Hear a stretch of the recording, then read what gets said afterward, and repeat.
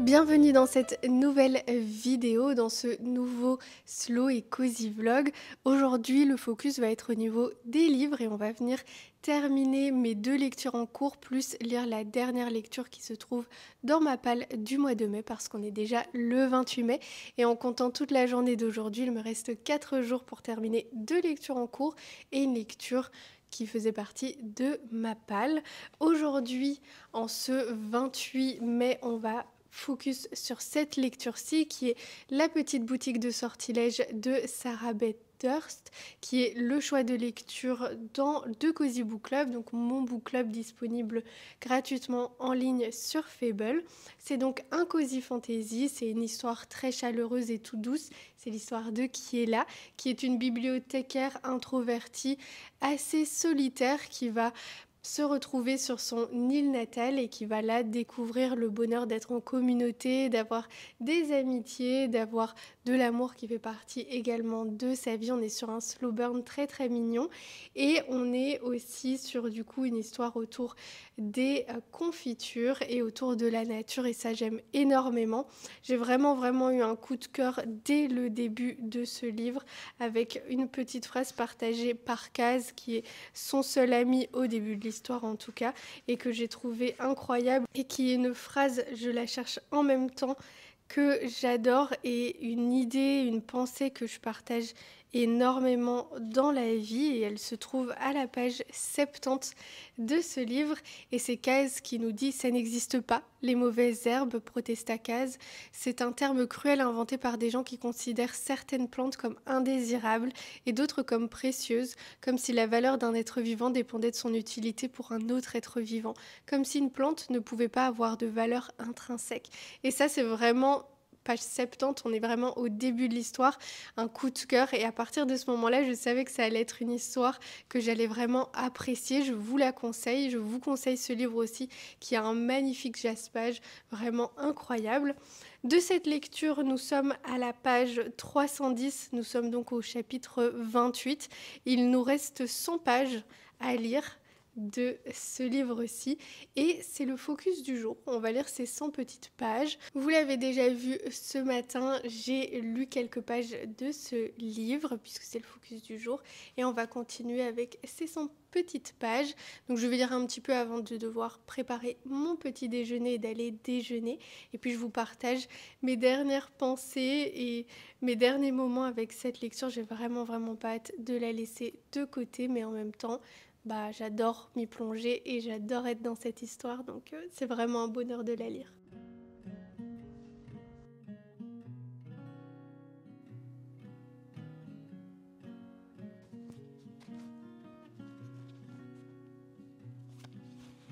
Baby, when I look in your eyes,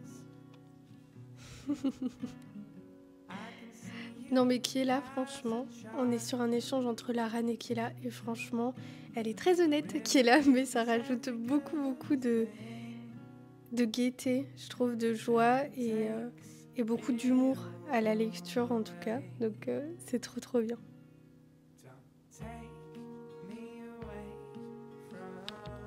Oh là là, Kazemip. Mais franchement, ces créatures, elles rajoutent énormément à cette histoire. Kaz depuis le début, Mip depuis qu'il a été créé. C'est vraiment super joyeux et super drôle de les avoir dans cette histoire. Mais alors là, qu'est-ce qui se passe? Qu'est-ce qu'ils sont occupés de nous faire à cette page 312? Oh mon Dieu.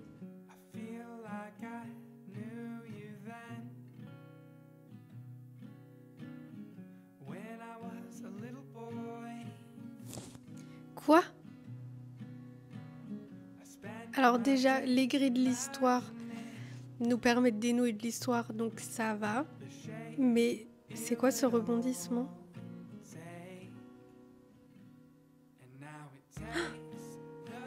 Mais non.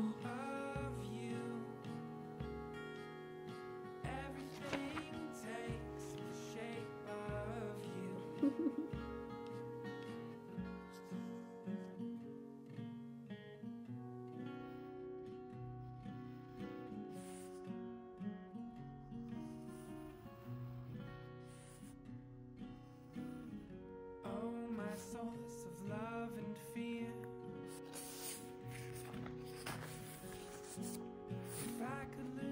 Je suis au chapitre 29 et Radan, ce personnage qui apparaît à un peu plus de la moitié de l'histoire, je pense. Ça commence un petit peu à se dénouer et on commence un petit peu à comprendre qui elle est. Et je me dis, c'est vraiment le personnage en mode qui blesse parce qu'elle a été blessée. Et c'est bizarre parce que hier, justement, j'écoutais un podcast avec Michelle Obama et c'était sa manière de répondre un petit peu aux mauvaises choses qui pouvaient apparaître dans sa vie. C'était ce que ses parents leur avaient appris en fait à faire à elle et son frère. Et je me dis, c'est vraiment ça parce que là, au final, c'est quelqu'un qui a été blessé d'une manière ou d'une autre et qui a décidé de blesser en retour par peur déjà et aussi par souhait de quelque chose de meilleur, mais la non-accessibilité de cette chose de meilleur. Donc je trouve que ce personnage au final est très très intéressant. Could I let the river take me? Will you take everything that I have? I'd give it all up to you and him. She watches me close from the stars, and she whispers your name in my heart. And the garden we'll build for ourselves,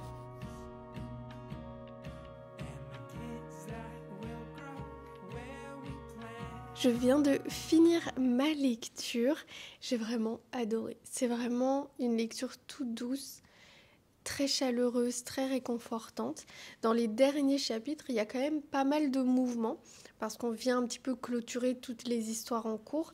Et ce que je trouve très bien, c'est que vraiment toutes les histoires sont clôturées. Il n'y a pas vraiment de choses laissées comme ça où on se dit bah mince, on n'est pas revenu vers ce personnage-là, on n'est pas revenu vers cette histoire-là. Tout est bouclé. La boucle est bouclée et vraiment toutes les boucles sont bouclées et c'est vraiment très très sympa. Je pense que je mettrais 5. En fait, j'ai vraiment adoré. J'ai bien aimé prendre mon temps aussi pour le lire. J'avais vraiment envie que ça dure tout le mois de mai parce que j'ai tendance à lire très rapidement mes lectures. Parce que j'ai pas souvent de lecture en cours, plusieurs lectures en cours à la fois. Ça m'arrive, mais c'est assez rare. Ici, j'ai bien aimé de prendre mon temps, simplement retourner petit à petit et assez lentement dans cette histoire et dans cet univers. J'ai vraiment, vraiment adoré. J'adore la cozy fantasy, j'adore tout ce qui est cosy, mais c'est vrai que la cozy fantasy, je l'ai découvert particulièrement avec le club de lecture, avec le book club, et du coup, j'aime vraiment, vraiment bien. Je suis ravie qu'on ait choisi tous ensemble, tout ensemble, je pense, cette lecture pour le mois de mai et j'ai hâte de voir quelle lecture on va venir choisir pour le mois de juin. Mais si cette lecture ne fait pas encore partie de votre pile à lire, je vous invite à venir l'ajouter si vous aimez la fantasy, l'univers cosy. Ça peut aussi être votre première lecture de cosy fantasy. Je pense que c'est une bonne lecture pour rentrer dans l'univers avec un slow burn, avec beaucoup de nature, avec beaucoup de communauté, beaucoup d'amour, beaucoup d'amitié, beaucoup d'entraide, avec quelques rebondissements, tout en légèreté, tout en douceur et surtout avec juste une histoire et plein de petites histoires entremêlées qui sont vraiment vraiment très agréables à lire. Donc voilà, on termine sur un 5 étoiles pour cette lecture.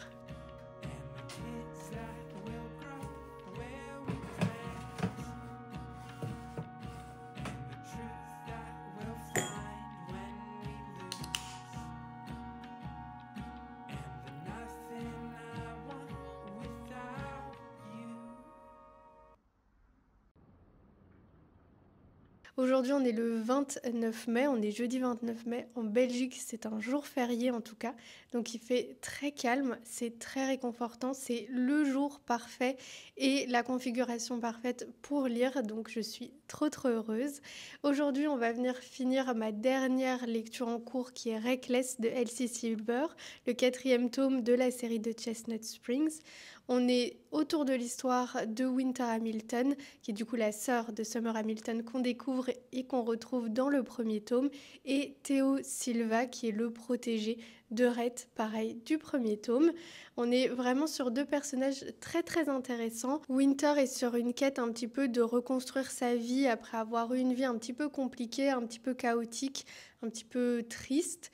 Et Théo, on est sur quelqu'un qui avait une vie très mouvementée et qui va peut-être la rediriger, la recalibrer autour de ces deux girls, parce qu'il y a une petite aventure d'un soir qui au final va être quelque chose qui va probablement durer toute la vie. On se sait, on se connaît. J'ai vraiment hâte de retourner dans cette lecture. C'est une lecture que j'apprécie beaucoup. Comme je vous l'ai déjà partagé, le tome 2 pour le moment, entre Cade et Willa, c'est mon préféré. Je pense que celui-ci sera le deuxième. À voir avec le dernier tome encore. Et après, je vous partagerai peut-être en format court, donc peut-être sur TikTok ou sur Instagram, mon rating de tous les livres de la série, donc des 5 livres de cette série.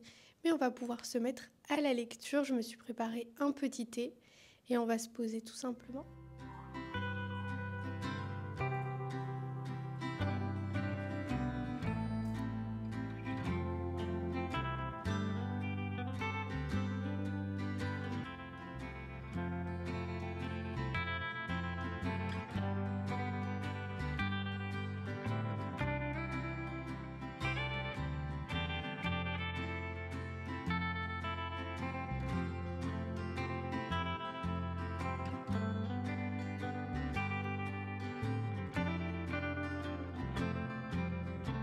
Bon, j'ai besoin d'un petit changement de scène, de scenery, et je pense que vous aussi. Donc on va aller au café. J'avais envie de me balader, mais il fait pas beau, il fait gris, slash il pleut un petit peu, slash il y a beaucoup de vent, parce que je m'étais dit, tiens, c'est génial, c'est une lecture sur Makobo, donc je peux lire en marchant dans tous les cas, mais je lis aussi en marchant avec un livre, donc... voilà, on verra ça plutôt pour demain ou après-demain parce qu'on annonce un petit peu mieux, un temps orageux mais qui commence par du beau temps en tout cas. Et là, on va aller juste se poser au café de manière toute cosy pour aller se boire une petite boisson et puis continuer ma lecture que j'apprécie toujours autant. Mais bon, voilà, il n'y a pas grand-chose à vous raconter à part que la romance évolue et que... les personnages aussi se développent plutôt bien et je trouve que c'est vraiment, je pense que ça doit être le premier de la série où il y a autant de développement des personnages ouais, que depuis le début et je trouve ça trop bien. Ça donne un petit peu plus de profondeur et de texture à l'histoire et j'apprécie.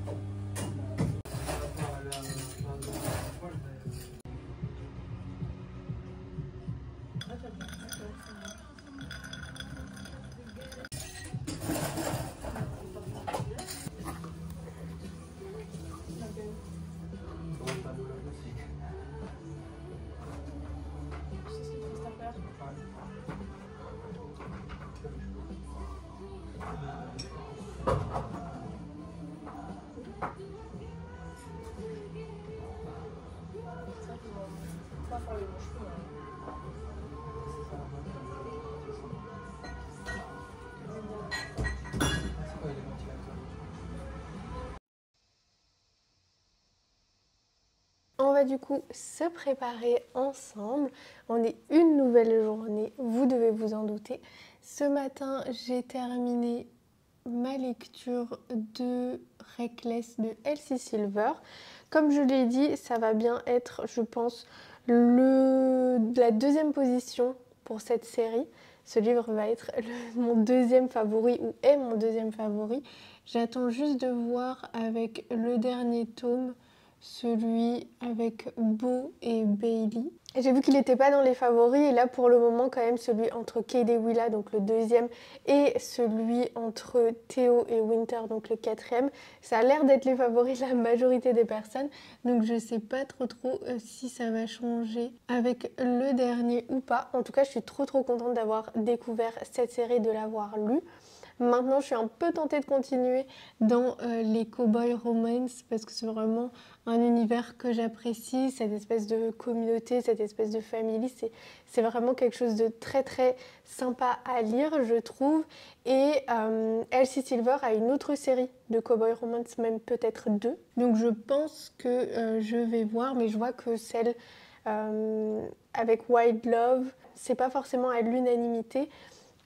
Alors que quand même ici, la série de Chestnut Springs, je pense que elle ravit la majorité des personnes qui aiment en tout cas ce genre de lecture, donc des cowboy romance avec pas mal de spice, avec ces petites histoires entremêlées, etc. Donc voilà. J'avais pris il n'y a pas très longtemps la série d'une cowboy romance aussi, mais celle de Lila Sage. Je pense que j'ai le tome 1 sur ma liseuse, ainsi que déjà le tome 5 évidemment de The Chestnut Springs. Donc je vais voir si je vais probablement d'abord aller vers cette série là parce que j'en ai déjà un tome et après je découvrirai peut-être l'autre série de Elsie Silver, enfin celle avec Wild Love, on verra bien.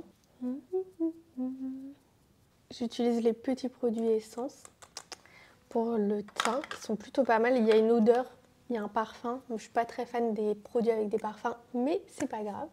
Aujourd'hui, il fait plus beau, plus as meilleur. Et on a un ciel bleu, on a le soleil.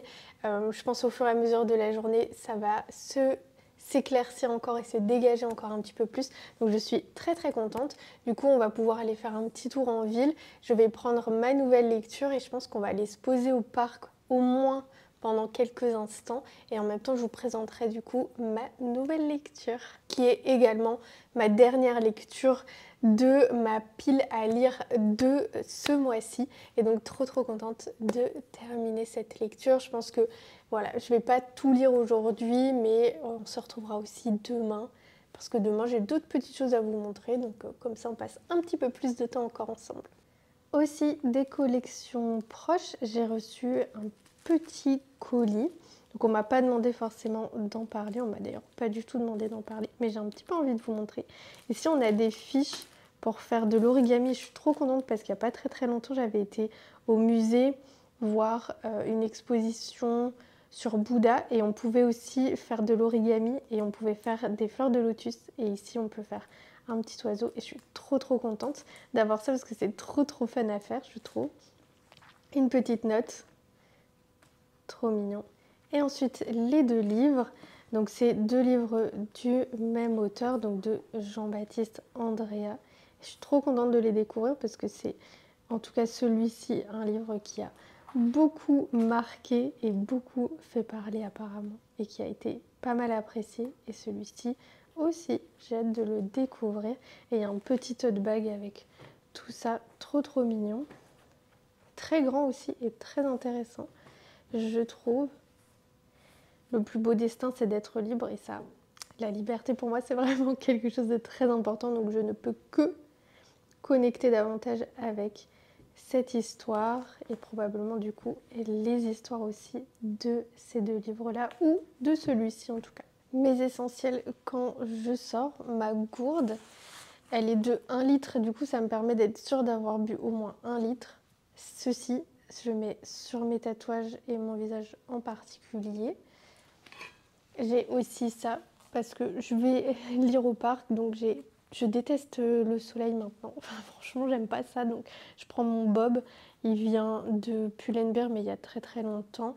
Et je prends ce sur quoi je m'installe au parc, qui vient de Dil et Camille, qui est en gaze de coton. Et c'est super léger, super agréable. Et je prends bien évidemment ma nouvelle lecture et ma dernière lecture. Et son petit marque-page. Et normalement, on est bon comme ça.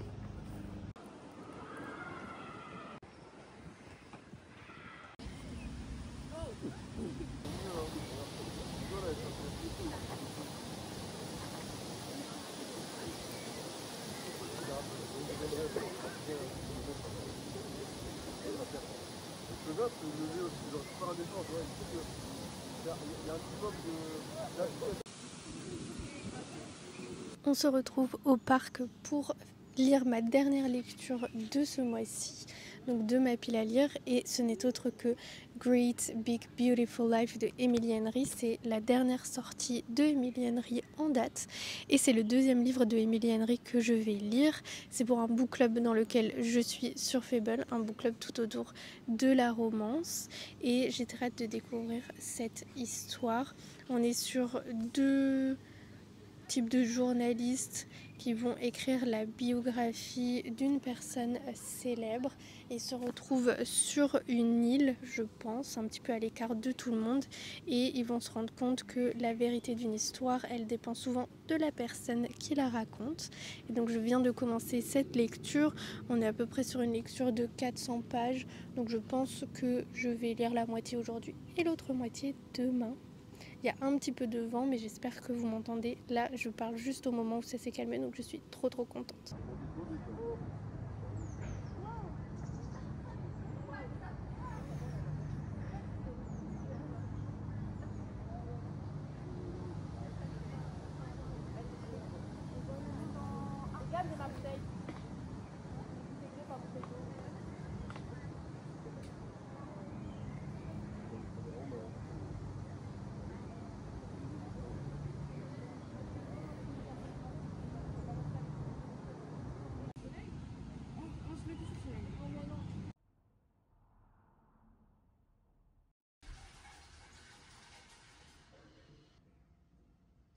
Nous sommes une nouvelle journée, je suis arrivée à un petit peu plus de la moitié du livre, je suis à la page 256 et au chapitre 23 et j'apprécie beaucoup ma lecture.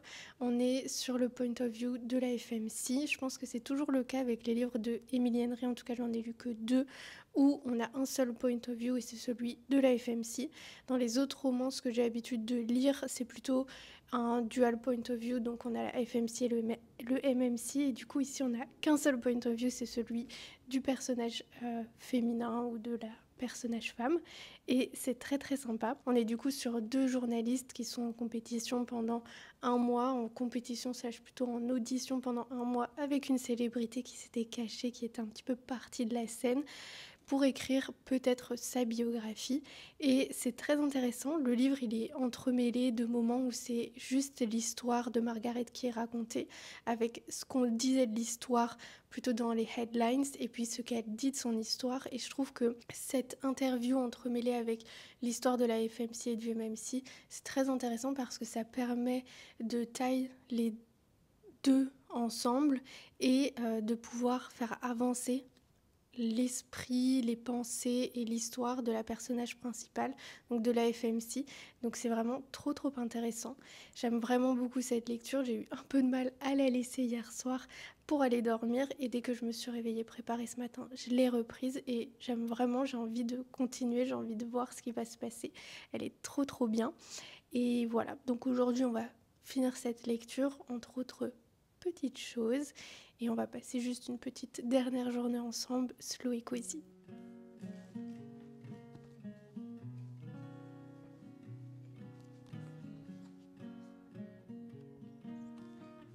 J'ai pas encore pris l'habitude d'annoter mes romances, j'ai seulement commencé à annoter mes livres avec le premier livre qu'on a vu dans cette vidéo et je sais pas trop comment on annote les romances ou ce genre d'histoire là, mais c'est vrai qu'il y a plein de petites phrases quand même et plein de petites idées qui sont assez intéressantes. Donc je pense que je vais un petit peu développer cet art de la notation. Je trouve qu'il y a quelque chose aussi dans l'écriture de Emily Henry, c'est que ses personnages sont toujours drôles. Mais c'est pas drôle de l'humour surjoué, c'est juste être drôle dans la vie de tous les jours. Je sais pas trop comment expliquer, c'est super intéressant. Et ça rajoute vraiment quelque chose à l'histoire. Je me souviens, Funny Story, c'était je rigolais vraiment en lisant. Et ici, c'est pareil. Ça me fait vraiment sourire ou rire de lire ces échanges entre la FMC et le MMC. I feel like I knew you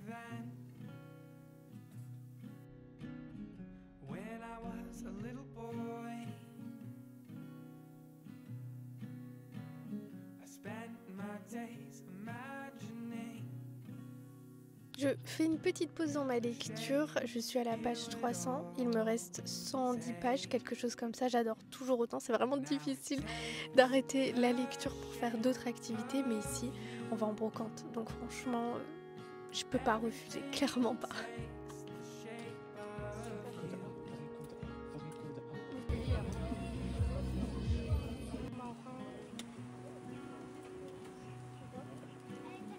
Bon, la brocante était pas dingue, donc on se retrouve au cinéma. Dommage. Mais je pense plus on s'habitue aux brocantes, plus on finit par trouver des choses. Parce que j'ai l'impression que quand j'étais plus jeune avec mes parents, je trouvais beaucoup plus de choses aux brocantes que maintenant. Mais j'ai peut-être perdu l'œil.